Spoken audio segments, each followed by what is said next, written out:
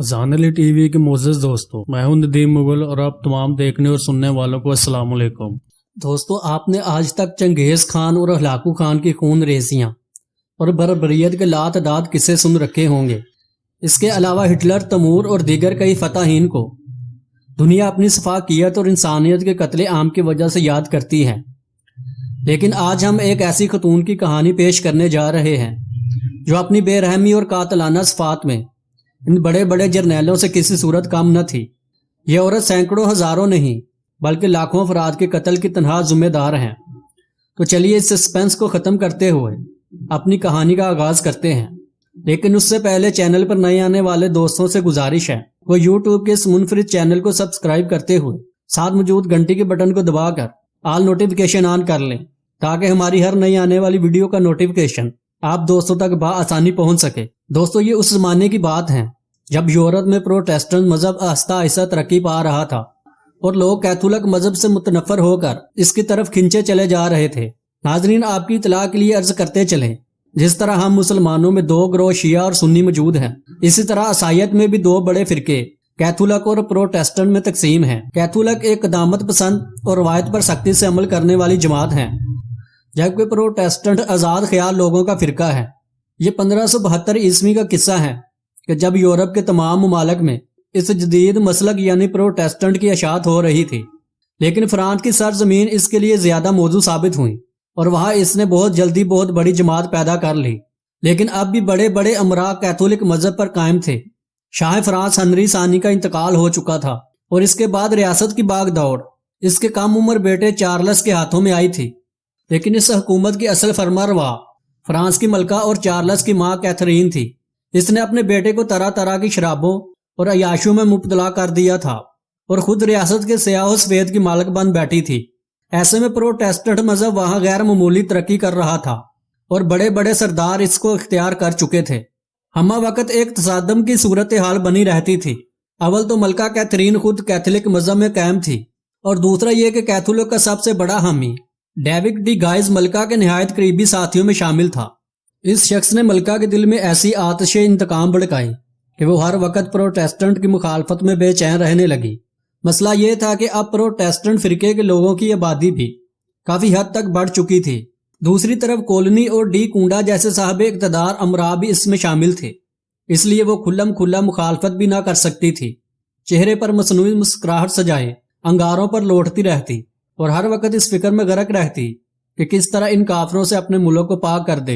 इसी दौरान हेनरी, जो प्रोटेस्टेंट जमात का सबसे बड़ा सरदार था, इसने मलका कैथरीन की बेटी से शादी का पैगाम भेजा, जिसे मलका कैथरीन ने पसंद करके 21 अगस्त 1572 की शादी की तारीख मुकर्रर कर दी। कैथोलिक हलकों में इस शादी पर बहुत लान तान जारी थी। यूरोप और स्पेन के बादशाह, जो खुद भी प्रोटेस्टेंट फिरके में शामिल थे, दोनों ने इस शादी की मुखालफत की। उधर कैथरीन ये चाहती थी कि इसकी बेटी की ये शादी इस एहतमाम से हो कि तारीख़े इंसानी में इसकी कोई मिसाल न मिल सके, और वो वाकई ऐसी तैयारियों में मसरूफ थी जो इस शादी को रहती दुनिया तक लाफानी बना देती। मलका कैथरीन ने अपने तमाम मुकर्रब अमरा और फौजी अहदेदारों को पोशीदा तौर पर तलब किया और प्रोटेस्टेंट जमात से इंतकाम लेने की स्कीम पेश की, जिसको सुनकर सबके दिल कांप गए, जबकि इसके बेटे चार्ल्स ने भी साफ इनकार कर दिया। लेकिन इसकी जिद के आगे तमाम अफराद को सर तस्लीम खम करना पड़ा। बिल आखिर इस काम के लिए निकाह के बाद की तीसरी रात यानी 24 अगस्त की तारीख तजवीज़ की गई।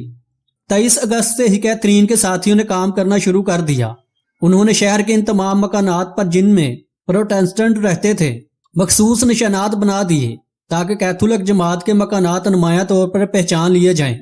अब 24 अगस्त की रात आई। तमाम पेरिस बकाया नूर बना हुआ था। शहर के तमाम प्रोटेस्टेंट शुरफा और अमरा इस शाही दावत में शरीक थे। सिर्फ पेरिस ही नहीं बल्कि मुल्क के दीगर इलाकों से प्रोटेस्टेंट लोग अपने शहजादी की शादी में शिरकत के लिए हाजिर हुए थे। अचानक मलका कैथरीन कोई गुजर पेश करके चली जाती हैं और खुफिया तौर पर अपने साथियों को तलब करके इनकी तैयारियों के मुतल्लक दरियाफत करती हैं। इसके बाद डेविड दी गाइज से मुखातब होकर कहती हैं कि मैं कुछ देर बाद पेरिस की गलियों की सैर करने निकलूंगी।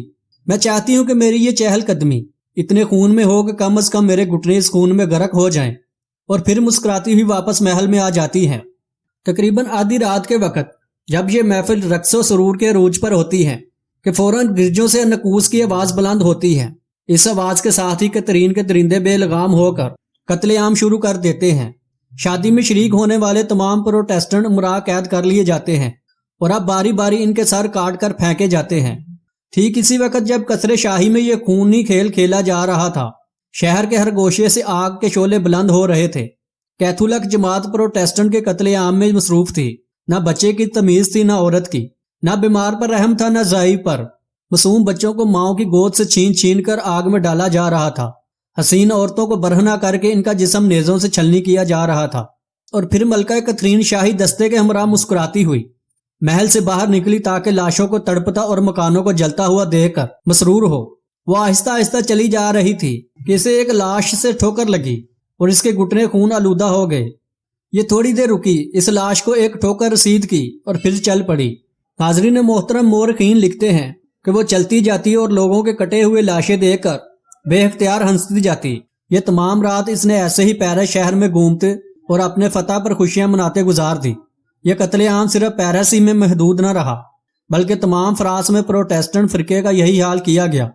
اس قتل عام میں لاکھوں افراد وحشیانہ قتل کیے گئے۔ دنیا کے تمام ممالک نے اس واقعے پر لعن طعن کی۔ حاضرین محترم، آج کی ویڈیو میں بس اتنا ہی۔ اجازت دیجیے، اللہ نگہبان۔